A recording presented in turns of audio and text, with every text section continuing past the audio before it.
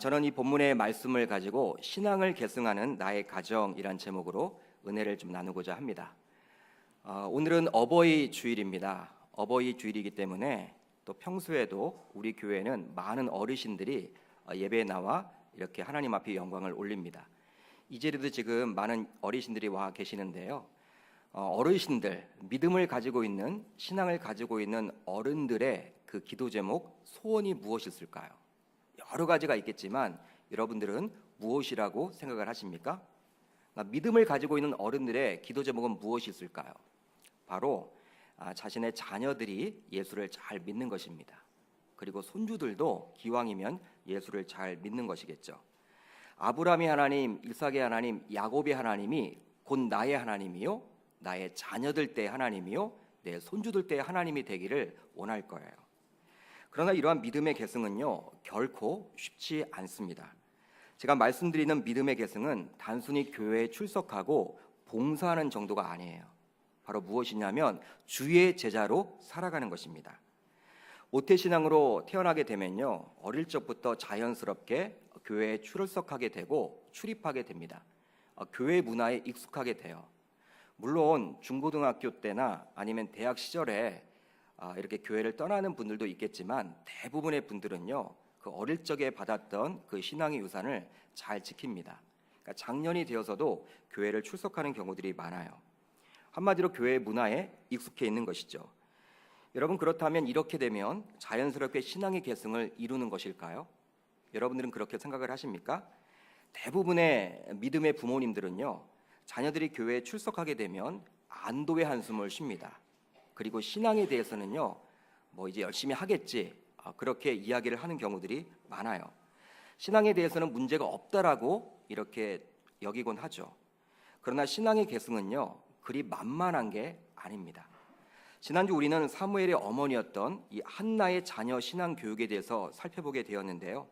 아직 어린 사무엘에게 매년 세마포 에봇을 지어다가 입힐 정도로 이 한나는 이 자녀 교육에 있어서는요, 특별했어요. 신앙 교육을 철저하게 시켰습니다. 그런 그녀의 신앙 교육 덕분에 정말 하나님이 인정했던 사무엘이 나오지 않았나, 사무엘이 되지 않았나 우리는 생각해 볼 수가 있는 것이죠. 그런데 다음의 구절을 보게 되면요, 참 안타까움을 느끼게 되더라고요. 저는 이 사무엘상 8장을 읽으면서 묵상하면서 이렇게 사무엘의 집안도 무너지는구나, 이렇게 한나로부터 시작되었던 그 믿음의 명문 가문이 무너지는구나, 여러분 묵상을 해보게 되었어요. 여러분, 사무엘상 8장 1절로 3절의 말씀인데요, 제가 한번 읽어드립니다. 사무엘이 늙음에 그의 아들들을 이스라엘 사사로 삼으니 장자의 이름은 요엘이요 차자의 이름은 아비야라. 그들이 부할세베에서 사사가 되니라. 그의 아들들이 자기 아버지의 행위를 따르지 아니하고 이익을 따라 뇌물을 받고 판결을 굳게 하니라. 아멘. 여러분, 어떤 내용입니까? 사무엘의 뒤를 이어서 자신의 장남과 차남이 사사가 되었습니다. 사사가 되었는데 아버지였던 사무엘을 닮지 않았다는 거예요. 사무엘의 행동을 닮지 않고 자신의 이익에 따라서 뇌물을 받고 판결을 했다라고 이야기를 합니다. 그렇다면 여러분, 사사는 무엇일까요? 우리가 사사기도 있지 않습니까? 여러분, 사사가 무엇입니까? 바로 재판하는 자를 이야기합니다. 판관을 이야기해요. 지금의 말로는 판사를 이야기합니다. 당시 이스라엘은 아직 왕권 제도가 확립되어 있지 않았어요. 왕권 제도가 없었기 때문에 사사가 실질적으로 나라를 다스렸죠. 하나님은 본래 인간의 왕을 세워서 자신의 백성들을 다스리기를 원치 않으셨습니다. 직접 자신이 왕이 되어서 친히 다스리기를 원했다라는 거예요. 그런데 여러분, 백성들 사이에 살다 보면요, 이 재판에 연루될 때가 많이 있겠죠. 재판을 해야만 해요. 누군가 판결을 해야만 합니다. 그렇기 때문에 하나님은 자신의 대리자인 사사를 세워서 그들로 하여금 재판을 하도록 한 것이죠. 그런데 사무엘까지는요, 사사였던 사무엘 당시까지는 그러한 원리가 잘 진행되었습니다. 그런데 그의 아들들의 경우에는요, 달라지기 시작했죠. 하나님의 대리자가 아니라 자신의 이익에 따라서 판결을 하게 된 것입니다. 결국 이런 사무엘의 두 아들의 아들의 모습을 통해서 우리는 무엇을 알 수가 있습니까? 그리고 그 두 아들로 인해서 결국 그 두 아들 핑계를 대요. 바로 백성들의 장로들이 그 두 아들 때문에 이제 살질 못하겠다, 우리에게도 왕을 세워달라 요구를 하죠. 그 본문이 바로 사무엘상 8장 5절에 잘 기록이 되어 있습니다. 그에게 이르되 보소서 당신은 늙고 당신의 아들들은 당신의 행위를 따르지 아니하니 모든 나라와 같이 우리에게 무엇을 세워? 왕을 세워 우리를 다스리게 하소서 한지라. 여러분, 어떤 내용입니까? 다른 나라와 같이 왕을 세워서 그 왕이 자신들을 통치해 달라고 요구를 하는 거예요. 백성들의 리더였던 장로들이 몰려옵니다. 몰려와서 야, 당신의 아들들이 당신만 같지 않다고. 당신은 늙었고 이제 우리를 다스리지 못하고 당신들의 아들들이 다스려야 하는데 당신들의 아들은 뭔가 다르다고. 당신과 다르기 때문에 차라리 이방 민족처럼 우리에게도 좀 왕을 세워서 그 왕이 우리를 좀 다스리면 좋겠다라고 요구를 해요. 비록 늙었지만 사무엘은 아직 영적으로 깨어 있었기 때문에 이렇게 왕을 세워달라고 하는 그 백성들의 요구를 듣고 기뻐하진 않습니다. 왜 그러냐면 이건 하나님이 원하지 않는 일이기 때문이죠. 그래서 하나님께 바로 기도를 합니다. 하나님은 사무엘에게 다음같이 이야기를 해요. 사무엘상 8장 7절을 보면요, 이렇게 나와 있죠. 여호와께서 사무엘에게 이르시되 백성이 내게 한 말을 다 들으라. 이는 그들이 너를 버림이 아니요 나를 버려 자기들의 왕이 되지 못하게 함이니라. 할렐루야. 여러분, 무엇입니까? 바로 하나님은 왕을 세우겠다라는 백성들의 이야기에 서운한 감정을 표현해주고 있는 거예요. 내가 직접 이 선민인 이스라엘 백성들을 다스리면 좋겠는데 왕을 세워달라고 하니 자신의 서운하라는 거예요. 그러면서 사무엘, 너 자신을 원망하고 너를 버린 것이 아니라 누구를 버렸다?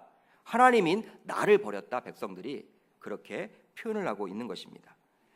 그러니까 이스라엘을 직접 통치하고픈 그 하나님의 마음을 알아주지 못한 백성들에 대해서 원망을 해주고 있는 것이죠. 하나님이 이렇게 실망하고 있는 거예요.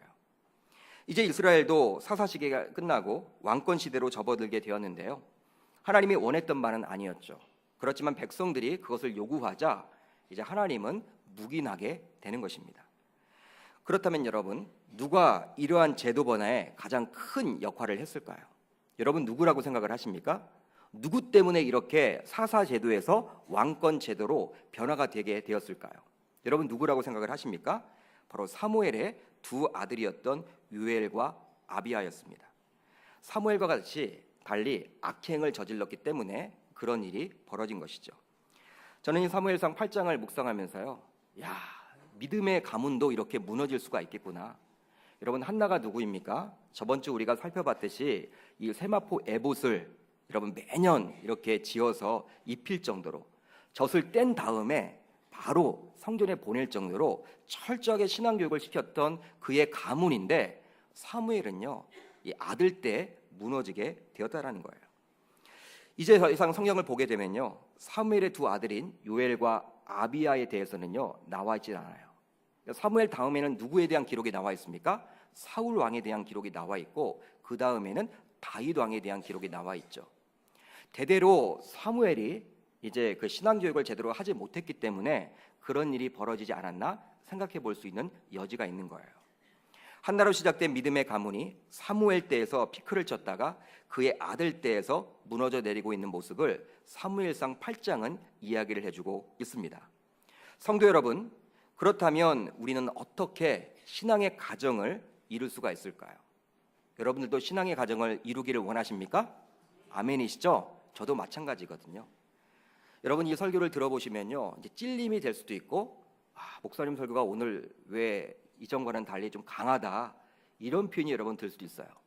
저도 여러분 이 본문을 여러분 이렇게 작성을 하면서요, 지우고 또 지우고, 이 말을 해야 되나 말해야 되나, 성도님들에게 이 말씀 전하면 너무나 강하다라고, 오늘 목사님 설교가 좋긴 좋았는데 너무 강했어, 이렇게 할까봐 여러분 이렇게 고민이 되더라고요.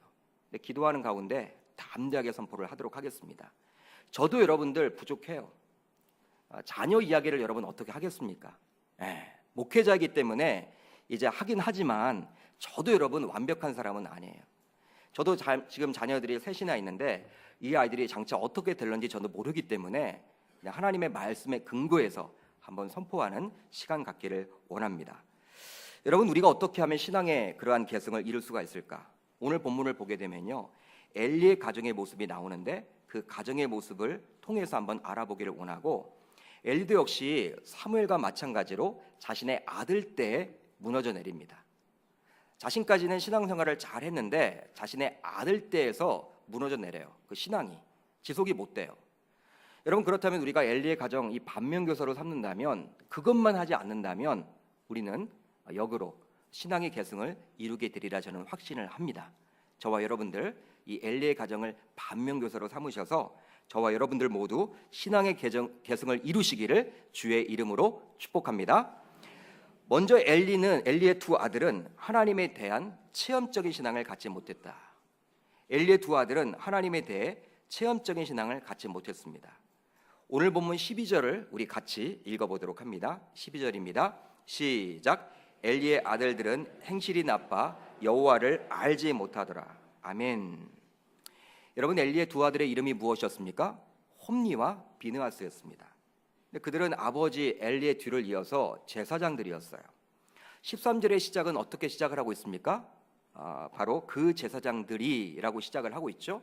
바로 그 제사장들이 바로 누구냐면 엘리의 두 아들이었던 홈니와 비느하스였습니다. 제사장이기 때문에 누구보다도 하나님에 대해서 잘 알 것 같습니다. 모태신앙으로 태어났던 기독교 집안이겠죠. 한마디로 어릴 적부터 아버지를 따라서 제사를 드렸겠죠. 예배 문화에 익숙한 사람이었어요. 거의 성전의 문화 속에서 자랐다고 보시면 됩니다. 어릴 적부터 아버지였던 엘리 제사장의 후계자로서 다른 사람들의 주목을 많이 받았을 것입니다. 너는 태어나면 주의 종이 돼야 돼. 너는 태어나면 제사장이야. 여러분, 주변 사람들이 그렇게 이야기를 했겠죠. 그리고 다 지켜봤겠죠. 제사장이었기 때문에 제사 문화에 아주 익숙해져 있었을 것입니다. 여러분, 당시 제사는요 아무렇게나 드리는 게 아니죠. 바로 율법에 따라 제사를 드렸습니다. 레위기에 나와 있는 그 율법의 말씀에 따라서 제사를 드렸기 때문에 이 율법에도 정통했던 사람들이 바로 누구였습니까? 바로 엘리의 두 아들이었어요. 그러게 누구보다도 하나님을 잘 안다라고 나름대로 자부할 수가 있었을 거예요. 그런데 여러분, 오늘 본문 읽었던 12절을 보시면요, 그들에 대해서 어떻게 지금 평가를 해주고 있습니까? 한번 따라합니다. 여호와를 알지 못하더라. 여러분, 그 둘에 대해서 제사장이었고 누구보다도 기독교 집안에서 태어났던 그에게 여러분 어떻게 이야기를 하고 있어요? 여호와를 알지 못했다. 성경은 이렇게 평가를 해주고 있어요. 여호와를 알지 못했다. 여기에 나와 있는 안다라는 단어는요, 우리나라 성경이나 영어를 보게 되면요, 이게 어떠한 의미냐 잘 알지 못하겠는데, 여러분 히브리어 원어를 보게 되면요, 바로 어떤 뜻입니까? 야다라는 뜻입니다. 야다. 그런데 이 뜻은 무엇이냐면 머리로 아는 지식적인 알미 아니라는 거예요. 바로 체험적인 경험을 이야기하는 것입니다. 그러니까 체험적으로 깨닫는 것이 바로 무엇이다? 야다라는 뜻이에요. 즉 엘리의 두 아들의 경우에는요, 제사장으로서 여호와 하나님에 대해서 지식은 가지고 있었어요. 지식적으로는 하나님에 대해서 알고 있었지만 바로 체험적인 깨달음이 없었음을 이야기해주고 있는 것입니다. 사사기 13장 21절을 보게 되면요, 여호와의 사자가 마노아와 그의 아내에게 다시 나타나지 아니하니 마노아가 그제야 그가 여호와의 사자인 줄 알고라고 기록을 하고 있습니다. 여기에 나와 있는 여호와의 사자인 줄 알고, 그 알고가 바로 야다라는 뜻이에요. 즉 무엇입니까? 삼손이 태어날 때 하나님의 사자가 삼손의 아버지였던 마노아와 그의 어머니에게 나타납니다. 나타났을 때 여러분, 삼손의 아버지 마노아는요 인식하지 못해요. 이분이 하나님의 사자구나 알질 못해요. 알질 못했다가 이야기를 하고 어떻게 합니까? 제단에 숯불이 있는데 제단의 그 숯불 위에 휩싸여서 올라가게 되는 그 모습을 보게 돼요. 그 모습을 보게 돼서 타지도 않고 제단의 숯불에 이렇게 올려져서 올라가는 그 모습을 보고 나서, 야, 이분이 바로 하나님의 사자구나, 하나님이구나, 그걸 알게 되었다라는 사실입니다. 여러분, 자신의 두 눈으로 지금 확인을 한 거죠. 체험을 한 겁니다. 경험을 한 겁니다. 그럴 때 여러분 사용하는 용어가 무엇이다? 바로 야다라는 그런 단어예요. 여러분, 이 야다라는 단어는요, 부부관계에도 설명을 합니다. 사용을 해요. 결혼 전 아무리 남자와 여자가 사랑을 하고 뭐 좋아서 좋은 감정이 있어서 잘 안다고 해서 여러분 결혼을 하지만 이게 아는 게 아니에요. 결혼은 해봐야지 여러분 압니다. 부부관계를 맺어야지 알고요, 같이 한 집에서 살아봐야지 아는 거예요. 그전에는 여러분들 눈에 콩깍지가 쓰였기 때문에 여러분 그냥 좋은 것만 보여요. 우리가 보기에 참 어울리지 않는다, 참 어울리지 않아요, 그런 쌍이 있어요. 여러분들 서로 주례를 해보지만 참 어울리지 않아. 근데 그런 말은 못하죠, 당연히. 여러분 속으로만 여러분 이렇게 기도를 하는데요, 그런 가정들이 있어. 어떻게 이렇게 만났을까? 서로는 여러분 너무 잘 어울린대요. 그런 말이나 안 하면 모를까? 목사님 우리 잘 어울리지 않습니까? 근데 안 어울리거든요. 근데 그런 얘기를 여러분 못해요. 못하지만 어찌되었던 본인들은 여러분들 너무 좋은 거예요. 근데 결혼을 해보셔야 하는 거예요. 여러분 이제 하루 이틀 살다 보면요, 속았다라고 다 이야기를 하죠. AS를 받고 싶다라고 이야기를 할 정도로. 그러니까 여러분 야다라는 용어는 무엇이냐면 이 부부관계를 설명할 때 이야기하는 거예요. 남자 여자를 겉으로 봐서는 모른다라는 거예요. 여러분 저에 대해서 여러분 누가 제일 알겠습니까? 저에 대해서 여러분 누가 제일 알 것 같아요? 우리 하나님이죠. 그건 하나님은 당연한 거고, 여러분 잘 몰라요. 저를 여러분 어떻게 알겠습니까? 겉으로 보여지는 환한 모습에 저의 모습만 보이질 않습니까? 천사와 같은 잘생긴 얼굴만 보일 텐데, 여러분 우리 아내는 여러분 다 알 거 아니에요. 그러니까 사모가 여러분 은혜 받으면요, 그 교회에서 사모의 얼굴이 여러분 이렇게 확 밝아지면 괜히 이 말을 했나 봐요. 이제 앞으로 계속 사모의 얼굴을 볼 텐데, 사모님의 여러분 얼굴을 보게 되면 이제 목사님이 어떻게 살고 있는지 그게 느껴진다고 하지 않습니까? 그만큼 여러분 부부관계도 살아봐야지 된다라는 거예요. 사람은 겉으로 봐서는 모른다라는 것입니다. 그런데 이 야다라는 단어가 바로 그런 거예요. 사랑하는 성도 여러분, 엘리의 두 아들의 이러한 모습을 보면서 우리는 무엇을 깨닫게 됩니까? 바로 나 자신도 주님을 인격적으로 만난 경험이 있는지 점검을 해야 한다는 거예요. 그냥 모태신앙 가정에서 태어나서 어릴 적에 부모의 손을 잡고 교회를 출석했고 살다 보니까 지금 교회를 다니고 있다, 그 정도로 머물러서는 안 된다는 것입니다. 그리고 여러분 우리 자녀들의 신앙에 대해서 면밀한 점검을 해보셔야 한다는 거예요. 우리 주님을 인격적으로 과연 만났는지 정말 점검이 필요하다는 것입니다. 여러분들은 혹시 자녀들과 손주들이 교회에 다니고 있고 그 자녀들이 교회에서 집사로 봉사를 한다라는 그 자체에 만족하며 사십니까? 여러분 중요한 것은 그러나 무엇이냐면 교회에 출석하고 봉사를 한다고 해서 구원이 보장된다라는 것은 아니라는 거예요. 여러분 구원이란 것은요, 우리 주님을 인격적으로 만난 여러분 그게 있어야 돼요. 접촉점이 있어야 하는 거예요. 마치 요한복음 4장을 보게 되면 그 수가성 여인이 누구를 만나게 됩니까? 예수님을 만나게 됨으로 말미암아 그의 인생이 뒤바뀌어지고 그의 가치관이 바뀌어지는 것처럼 마찬가지예요. 우리가 교회를 출석하고 물론 여러분 교회 다니는 거 중요하죠. 다니다 보면 믿음이 늘겠죠. 그러나 오랫동안 그렇게 썬데이 크리스찬으로 살아간다면 그것이 여러분들 보장해 주지 않는다라는 거예요. 계명교회 매주일 출석하는 것 정말 감사할 일입니다. 그러나 그것만으로 만족해서는 아니 됩니다. 바로 우리의 신앙의 대상인 예수 그리스도에 대한 인격적인 만남이 있어야 하는 것이죠. 즉 체험이 있어야 합니다. 여러분 체험적인 신앙을 가지시기를 주의 이름으로 축복합니다. 그게 여러분 중요해요. 주변 불신자들이 여러분들에게 예수님에 대해서 이야기를 해달라고 이야기를 하면요, 어떻게 여러분 설명을 할래요? 하나님에 대해서 이야기를 해달라고 하면 어떻게 여러분 설명을 하시겠습니까? 물론 성경 말씀을 가지고 우리가 전하지만 가장 여러분들 그분이 받아들이기 쉬운 것이 내가 만난 예수님, 내가 만난 성령님, 내가 만난 그 하나님을 전하면요, 그것보다 강력한 메시지는 없다라는 거예요. 여러분 한국교회 문제가 여러분 어디서부터 왔다라고 생각을 하십니까? 60년대, 70년대, 80년대에 비해서 한국교회는 많이 화려해졌습니다. 멋있는 건물들도 얼마나 많은지 몰라요. 여러분 수천 명이 들어가는 성전들도 질비합니다. 크고 웅장하고 여러분 많은 사람들이 이제 교회를 이렇게 다니고 있어요.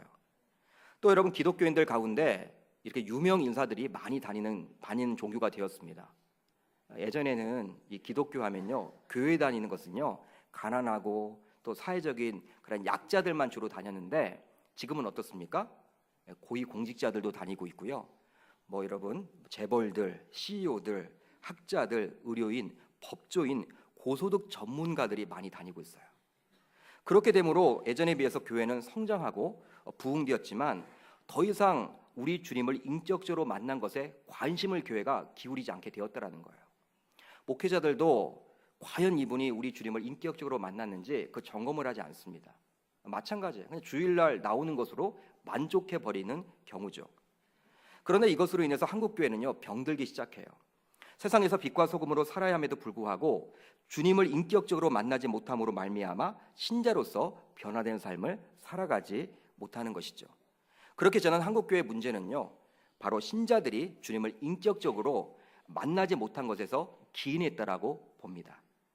성도들 가운데서 여러분 성경 공부를 하는 것을 매우 즐겨하고 여러분 그러한 성경 공부 모임에 잘 참석하는 분들이 있어요. 안 하는 것보단 낫겠죠. 그렇지만 그 성경의 말씀대로 살기 위해서 기도하지 않습니다. 말씀에 대해서 지식적으로는 알림이 있어요. 머릿속에 남아 있습니다. 양육과 훈련이 여러분 얼마나 많습니까? 각 교회마다 웬만한 규모가 되면요 이 성경을 배울 수 있는 교회가 얼마나 많은지 몰라요. 머릿속은 여러분들 이렇게 말씀으로 가득 차 있습니다. 그러나 그 말씀이 나의 가슴에 와 닿고 또 우리의 행동, 손과 발로 내려가서 행동으로 있기까지는요 무엇이 필요할까요? 바로 성령 하나님이 필요하거든요. 그 성령 때문에 우리가 여러분 기도하는 거예요. 성령 여러분 이렇게 충만함을 위해서 우리가 기도하는데 그렇게 여러분 하는 분들이 적다라는 거예요. 물론 말씀 없이 기도 생활만 하는 것은 굉장히 위험할 수 있습니다. 일부 이단 종파와 같이 병고침과 같은 신비적인 것만 추구하기 때문이죠. 그러나 기도 없이 말씀만 읽고 공부하는 것도 굉장히 위험합니다. 여러분 이렇게 말씀만 연구하는 분들을 보게 되면요 말씀은 여러분들 참 좋은데 이 행동으로 여러분 드러나지 않고 이 파워가 나타나지 않아요. 파워가 나타나지 않습니다. 믿는 자로서 그 말씀에 여러분 권세 있게 나가려면 무엇이 있어야 돼요? 성령 하나님의 역사심이 반드시 필요한데 여러분 그걸 위해서는 우리가 기도해야 한다는 거예요. 우리 계명교회는 탄탄한 말씀 위에 기도 생활이 더해져서 정말 주님을 인격적으로 체험할 수 있기를 주의 이름으로 축복합니다. 주일 예배 시간에는 제약이 있는 것 같아요. 제가 여러분들을 지금 바라보면서 설교를 하고 있지만 여러분 주로 무엇을 바라볼까요? 제 앞에 무엇이 딱 있습니까? 시계가 있죠. 저는 시계를 없애버리고 싶은데 시계를 감춰버리고 싶은데 우리가 1부, 2부 이렇게 진행을 하다 보니까요 여러분 1시간 여러분 최소 1시간 15분 안에 다 끝내야 돼 모든 예배를. 차를 타고 가고 해야 되기 때문에 그러니까 시간이 제약이 있어요. 말씀을 듣고 나서도 여러분 제 생각으로는요 한 30분 정도 주여 주여 부르면서 기도하고 싶어요. 제 마음이에요. 그 말씀 붙잡고 사생 결단하고 돌아가면 좋겠어요. 그런데 그게 안 돼요. 기도도 여러분 이렇게 할 수가 없어요. 마음대로 시간이 제약이 있죠. 그러나 여러분 금요 성령 집회는 다르죠. 충분히 말씀을 깊이 전할 수가 있습니다. 말씀을 전하는 자도 시간에서 여러분 자유로울 수가 있고 말씀을 듣는 자들도 금요철야 이후에 뭐 약속을 잡은 게 아니잖아요. 돌아가서 잠자리에 들면 되니까 말씀을 충분히 받을 수가 있어요. 그리고 그 말씀을 붙잡고 기도할 수도 있는 것이죠. 내가 1시간, 2시간 기도한다고 여러분 교회에서 내쫓지 않잖아요. 그러니까 여러분 우리는 충분히 기도할 수 있습니다. 찬양도 목 놓아 충분히 부를 수가 있죠. 이런 금요 성령 집회가 현재는 월 1회 진행되고 있는데 이제 6월부터는 월 2회로 늘어나게 됩니다. 그리고 9월부터는 매주 하게 될 거예요. 주님을 인격적으로 체험할 수 있는 귀한 장이기 때문에 그리하는 것이죠. 저와 여러분들 모두 계명교회 등록을 했고 주일에 출석하고 있음에 만족만 하지 마시고 정말 그리스도를 인격적으로 만나는 체험적인 신앙인이 다 되셔서 믿음의 계승을 이루시기를 주의 이름으로 축복합니다. 그리고 한 가지 여러분들에게 당부드리고 싶은 것은 바로 무엇이냐? 신앙의 계승을 위해서 당부드릴 것은 바로 우리의 자녀들이 인격적으로 주님을 만날 수 있도록 방학 동안에 진행되는 이 수련회와 여름 성경학교에 반드시 참여할 수 있도록 결단해 주시기를 바랍니다. 여러분 학원과 갈등하지 마세요. 학원과 갈등하지 마세요. 학원보다 더 중요한 것이 이 신앙훈련입니다. 매주일 짧은 예배와 공과 공부는 부족하기 때문에 그리하죠. 자녀들을 무리가 아닌 주의 제자로 만들기 위해서는 반드시 필요한 작업이라고 저는 확신을 갖습니다. 한편 여러분 오늘 본문을 쭉 읽어보시면 엘리의 두 아들인 홈니와 비느하스는 여호와 하나님을 인격적으로 만나지 못했기에 행실이 나빴어요.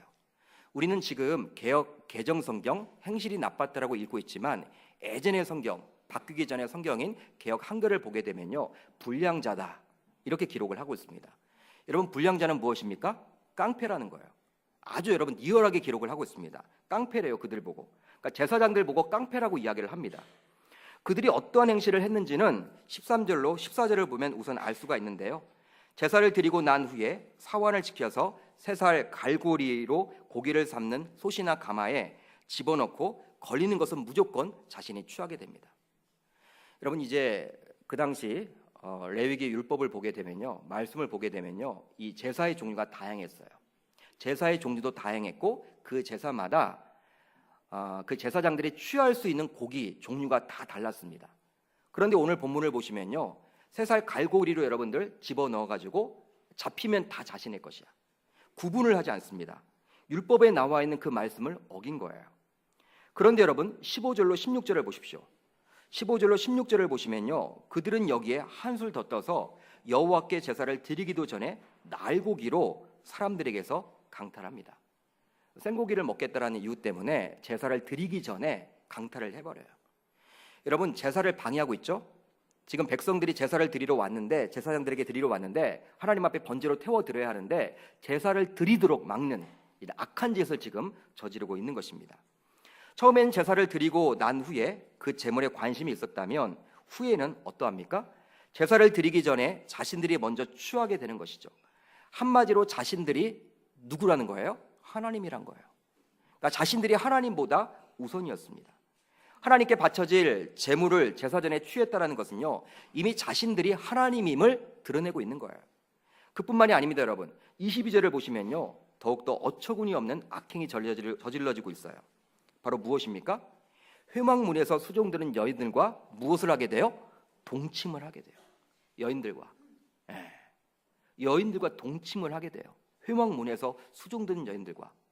그 당시 가나안 문화가 그랬거든요. 가나안 제사제도가 그랬거든요. 가나안 땅에 있었던 이방의 제사제도를 그대로 답습하고 있는 그들의 모습을 보여주고 있습니다. 그런데 여러분, 이런 일련의 악행들은 모두 여호와 하나님의 제사제도와 관계가 있다라는 거예요. 하나님을 누구보다도 잘 알고 있다라는 그들은 바로 제사장들이었습니다. 그럼에도 불구하고 하나님의 제사를 폄하하고 있고 그 제사를 없이 하고 있는 그들의 모습을 볼 수가 있는 것이죠. 그것도 자신의 식욕과 성욕이라는 기본적인 욕구를 위하여 하나님의 율법이 정한 그 제사제도를 엉망으로 만들고 있는 그들의 모습을 볼 수가 있는 거예요. 이것이 과연 하나님을 잘 아는 것이라고 이야기를 할 수가 있는 것일까요? 여러분, 이러한 모습을 보면서 엘리의 두 아들이 좀 하나님을 잘 알고 있구나 이야기를 할 수가 있겠습니까? 그리하지 않는 것이죠. 우리 주님은 결국 이런 홈리와 비느하스에 대해서 다음과 같이 평가를 합니다. 오늘 본문 17절입니다. 17절을 한번 같이 읽습니다. 시작. 이 소년들의 죄가 여호와 앞에 심히 크면 그들이 여호와의 제사를 멸시함이었더라. 아멘. 여러분, 이 소년들의 죄가 어떻게 했다? 심히 크면, 매우 크다라는 거예요. 여러분, 매우 크다라는 것은 무엇입니까? 하나님께서 이 죄의 심각성을 알고 있었음을 보여주고 있는 거예요. 심각하게 받아들이고 있는 것이죠. 여러분, 신앙의 계승을 이루기 위해서는 나 자신 먼저 바로 여호와 하나님을 인격적으로 만나는 시험이 있어야 합니다. 그리고 나의 자녀들과 손주들이 교회만 다니는 썬데이 크리스찬이 아니라 정말 적극적으로 확인을 한번 해보는 작업이 필요하다는 거예요. 아직 어린 자녀들을 둔 가정이라면 자녀들이 매주 주일학교에서 무엇을 배우고 있는지 관심을 가지셔야 하는 것입니다. 이런 발걸음이 신앙의 계승을 이루는 첫걸음이 되지 않나, 마중물이 되지 않나 저는 생각을 해봐요. 저와 여러분들, 우리 주님을 인격적으로 만난 그 체험이 있으십니까? 우리 계명교회 예배를 통해서 또 각종 공예배와 또 여러분들 우리가 이 말씀 훈련과 기도 훈련을 통해서 우리 주님을 인격적으로 만나는 체험이 있기를 주의 이름으로 축복합니다. 나뿐만이 아니라 나의 자녀들, 손주들이 과연 교회만 다니고 있는지, 정말 구원의 확신을 가지고 있는지, 주님의 말씀에 대한 부딪힘은 있는지, 사도행전 9장에 나와 있는 사울이 바울된 그 다메섹 사건과 같은 그러한 체험이 없을지라도 말씀 하나에 대한 부딪힘은 과연 있는지, 말씀에 대한 은혜는 있는지, 여러분들이 점검하시는 저와 여러분 되시기를 주의 이름으로 축복합니다.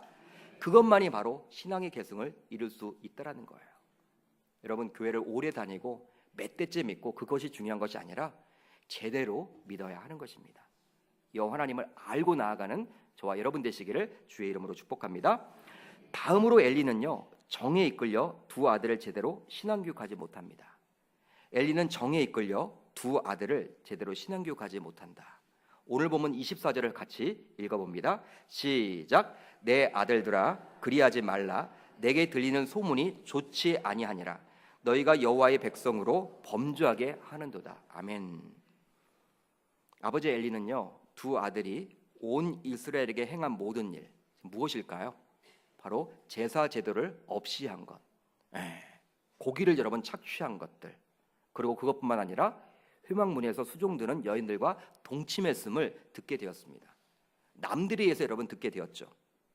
그런데 엘리의 반응은 바로 우리가 읽었던 24절에 나와 있는데, 여러분들이 24절을 쭉 읽어보십시오. 방금 우리가 읽지 않았습니까? 24절을 여러분 보시면 어떠한 여러분 느낌을 받습니까? 24절을 한번 다시 한번 이렇게 자막에 띄워주시면 좋을 것 같아요. 여러분 어떻습니까? 한번 같이 읽어볼까요? 시작. 내 아들들아, 그리하지 말라. 내게 들리는 소문이 좋지 아니하니라. 너희가 여호와의 백성으로 범죄하게 하는도다. 여러분 어떻게 여러분 좀 느낌이 오십니까? 사건에 대해서 심각함이 없는 거예요. 엘리는 사건에 대해서 심각함이 없어요. 오히려 사실을 듣게 되었는데도 엘리는 소문 정도로만 여깁니다. 풍문이다. 물론 자녀에 관련된 이야기이기 때문에 그럴 리가 없어. 내 아들들 제사장들인데 나를 닮았다면 그럴 리가 없어. 여러분 믿고 싶지 않았을 거예요. 자녀를 믿고 싶었을 거예요. 그런 소문 자체 여러분들 인정하고 싶지 않았을 거예요. 그런데 여러분, 자녀에 관련된 일이기 때문에 오히려 아버지로서 점검이 필요했다는 사실이에요. 점검을 해봐야 되죠. 아니 땐 굴뚝에 여러분 연기가 나겠습니까? 한번 여러분 이런 소문이 나는데 불러다 놓고 여러분 확신을 여러분 가지고 물어봐야 될 거 아니에요. 너 이런 소문이 드는데 사실이냐? 물어보는 작업이 필요해요. 철저하게 아니면 아니고 기면 기고 확인을 해봐야 되는데 확인조차 하지 않아요. 사건의 정황을 철저하게 들었음에도 불구하고 잘잘못을 여러분 따져 했는데 따지질 않습니다. 휘추리를 들지 않습니다. 그런데 어떻습니까? 바로 어떻게 여러분 이야기를 하냐면 당부조로만 이야기를 해요. 내게 들리는 소문이 좋지 아니한다. 내게 들리는 소문이 좋지 않다. 이건 뭐예요, 여러분? 자신이 제사장 가문인데 제사장 가문에서 이런 소문이 들리면 안 되니까 너희들 좀 자중하면 좋겠다. 그런 식이에요. 여러분 뉘앙스가 완전히 무엇입니까? 아들들에게 지금 끌려다니고 있는, 정에 끌려다니고 있는 그 모습이죠. 아마도 평소에 정에 치우친 신앙교육을 했기 때문에 악행을 저지르고 있는 아들들을 향해서 할 말을 하지 못하는 엘리의 모습을 볼 수가 있습니다. 여러분 우리가 쭉 읽어봤던 내용들을 보게 되시면요, 엘리의 두 아들은 아버지의 말을 들었습니까? 안 들었습니까? 안 들었다고 나와 있죠. 듣질 않아요. 여러분들 관심이 없어요. 사랑하는 성도 여러분, 실제로 이런 엘리의 모습에 대해서 우리 주님은 다음과 같이 평가를 합니다. 사무엘상 2장 29절을 보면 다음과 같아요.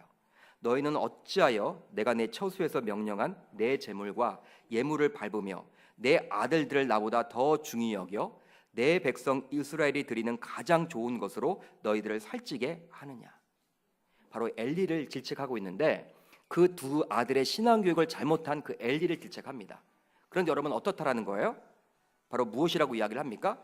엘리가 하나님보다도 자신들의 아들들을 더 존중했다라고 이야기를 합니다. 한마디로 엘리에게 있어서는 두 아들이 하나님보다 먼저였다라는 거예요. 여러분 엘리에게 있어서 두 아들은 하나님보다 더 사랑했습니다. 하나님보다 더 사랑했던 것이 바로 두 아들이었어요. 그렇기 때문에 존중했다라는 것이죠. 그러게 엘리는 하나님을 섬기는 제사장이었지만 결국 또 다른 우상이었던 두 아들 홈리와 비느하스를 우상으로 섬기고 있는 것이죠. 여러분 아무리 바빠도 자녀들의 그 신앙 교육만큼은 신경을 써야 할 줄 믿습니다. 오히려 적극적이고 지속적으로 점검을 해봐야 해요. 품 안에 있을 때 여러분 하셔야 됩니다.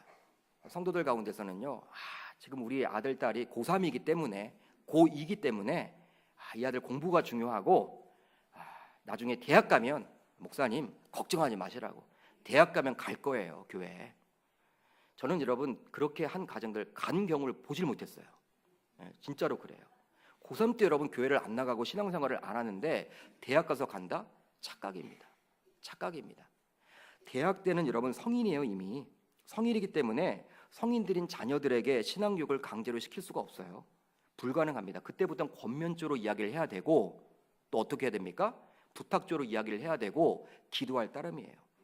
그러나 고등학생까지는요, 부모로서 보다 자녀들에게 적극적으로 신앙생활을 요구할 수 있는 것이죠. 저는 이 본문을 묵상하면서 나에게도 주신 말씀이라고 생각을 합니다. 자녀가 셋이 있는데 나도 정말 자녀를 이렇게 키우면 좋겠다.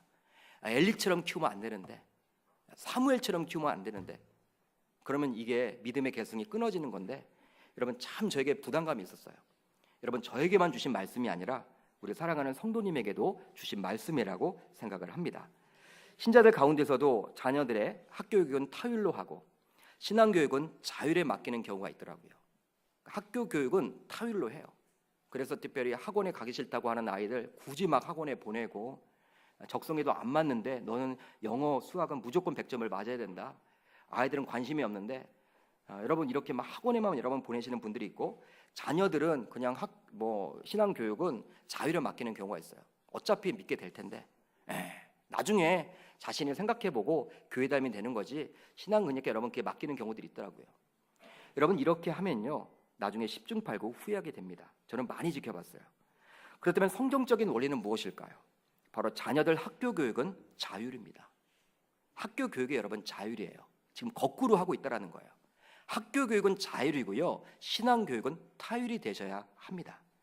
신앙 교육을 아이들에게 맡긴다면요 사탄이 어떻게 해서든지 못하게 막습니다. 환경을 그렇게 여러분 막아버려요. 여러분 그러기에 오히려 신앙 교육은요 부모들이 타율로 해야 하는 거예요. 타율로 해야 돼요. 근데 그게 안 되죠. 잘 학교 교육을 우리는 타율로 하고 신앙 교육은 자율로 할 때가 많은데, 성경적인 원리는 그렇지 않다라는 거예요. 주일학교 교사들에게만 맡기지 마시고 부모로서 하셔야 될 부분이 반드시 있다라는 사실입니다. 그래야지만 이런 신앙 교육이 밑바탕이 되어서 청년 장년이 되어서도 지속적으로 교회에 나와서 하나님을 찬양하고 신앙의 계승을 이룰 수 있다라는 사실이에요. 성도 여러분, 여러분들은 현재 자녀가 있다면, 손주가 있다면 신앙생활은 어찌하고 있는지 알고 계십니까? 우리 이렇게 기도 제목들을 이렇게 받잖아요. 신방을 할 때 받으면요, 목사님 우리 아들이요, 우리 손주들이요 지금 너무나 지금 서울대 갈 것 같아요. 공부를 너무나 잘해요. 학교에서 몇 등 하는 것까지 여러분 할머니 할아버지들이 다 알아요. 근데 신앙교육은 어떻게 하는지는 잘 몰라요. 교회는 다닌데 그걸로 끝이에요. 과연 구원의 확신이 있는지, 그 아이들이 정말 친구는 누구를 사귀고 있는지, 주일날 어떤 말씀을 듣고 있는지 여러분 전혀 점검이 안 된다라는 사실이에요. 성도 여러분, 여러분들은 현재 자녀가 있다면, 손주가 있다면 신앙생활을 어떻게 하는지 알고 정말 계십니까? 이제 이번 주부터 결단을 하면 좋을 것 같아요. 한 번씩은, 일주일에 한 번씩은 요일을 정하시고요, 시간을 정해서 가정 예배 드려보기를 권면해 드립니다. 매일 드리면 좋겠지만 그게 안 되잖아요. 현대인들은. 여러분 다 아이들이 안 모여도 좋아요. 학원에서 늦게 온다, 여러분 그 아이 빼놓고 하시면 돼요. 둘이 모였건 셋이 모였건 시작을 하십시오. 그 가정 예배를 통해서 아이들의 신앙을 매주 점검할 수 있기를 바랍니다. 자녀들이 서울대, 연고대 가서 좋은 대기업에 다니고 전문 직종의 일꾼이 되면 무엇합니까? 여러분 그것으로 만족하십니까? 여러분들은 이렇게 신앙생활을 열심히 하시는데 여러분들의 자녀들, 손주들이 그렇게 유명인사가 된다고 치더라도 신앙을 갖지 못한다면 대가 끊기거든요. 대가 끊기는 거예요. 신앙의 대가 끊기는 거예요. 믿음의 대가 끊기는 거예요. 명문가는 요원하고 신앙생활이 여러분 대가 끊기는 겁니다. 엘리의 가정과 여러분 무엇이 다를 바가 있겠습니까? 저와 여러분들 모두 오늘 본문에 나온 엘리의 가정의 모습을 통해서 우리의 자녀들의 신앙 교육에 보다 적극적인 관심을 가짐으로 신앙의 개성이 일어나는 저와 여러분들의 가정 모두 되시기를 주의 이름으로 축복합니다. 엘리를 통해서 여러분 우리가 반면교사로 삼으시기를 바랍니다. 이제부터 결단이 필요해요. 결단이 필요합니다. 저도 여러분 완벽하지 못합니다. 저도 이 말을 하고 나서는 참 부끄러워요. 얼굴이 빨개졌잖아요 벌써. 여러분 100% 우리 자녀들 우리가 할 수가 없어요. 하나님 앞에 맡기는 것이죠.